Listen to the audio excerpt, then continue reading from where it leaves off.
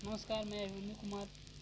गोधूली कक्षा 10वीं पाठ 9 अविनियो ललित रचना अशोक वाजपेयी जी का जीवन परिचय।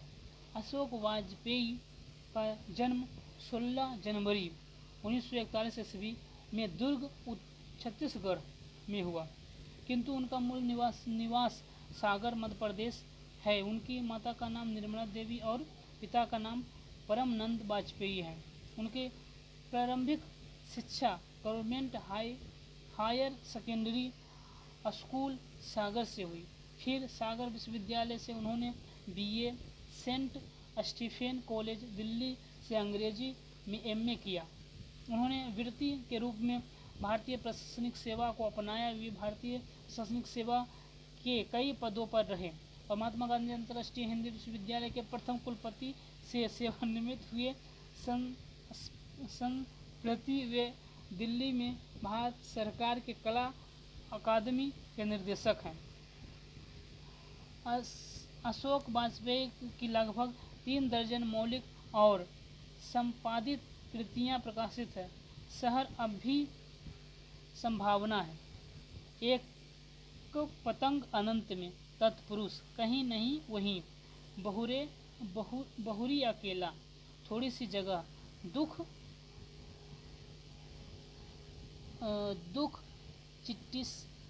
चिट्ठी रसा है यादि उनकी कविता संकलन है। फिलहाल कुछ पूर्वग्रह समय के बाहर कविता का गल्प कवि कह गया है यादि उनके आलोचना की पुस्तक है। उनके द्वारा संपादित पुस्तकों की सूची भी लंबी है। तीसरा साक्ष्य, साहित्य विनोद, कला विनोद, कविता का जनपद, मुक्ति बोध, शमशेर और आगे की चुनी हुई कविता का संपादन आदि। उन्होंने कई पत्रिकाओं का भी संपादन किया, जिसमें सामवेद, पहचान, पूर्वग्रह, बहुवचन, कविता, एशिया, समास आदि प्रमुख हैं। अशोक वाजपेयी को साहित्यिक अकादमी पुरस्कार, दयावती मोदी कवि सम्मेलन सम्मान, फ्रेंच सरकार का officer award, order of cross 2004 सम्मान आदि प्राप्त हो चुके हैं। सर्जक साहित्यकार अशोक वाजपेयी द्वारा रचित पाठ्य पुस्तक एक संश्लिष्ट रचना धर्मिता के अंतरंग झलक है। यह पाठ उनके अविनियो नामक गद्य एवं कविता सृजनात्मकता संग्रह के संकलित है।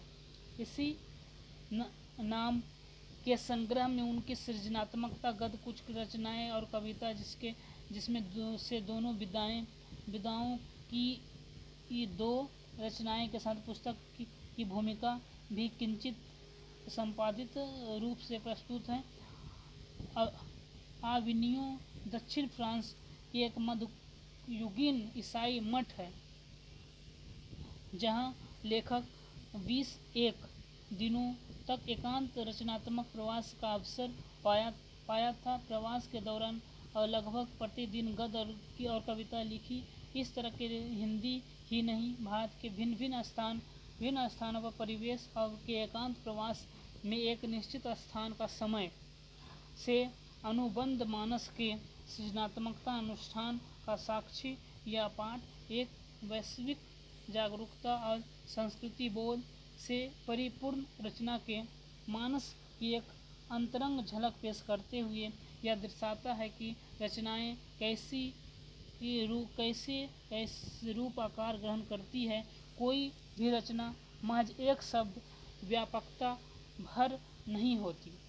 उनकी निर्माण प्रक्रिया के रचनाकार की प्रतिभा, उनके जटिल मानस के साथ स्थान और परिवेश की भूमिका भी महत्वपूर्ण होती है। धन्यवाद।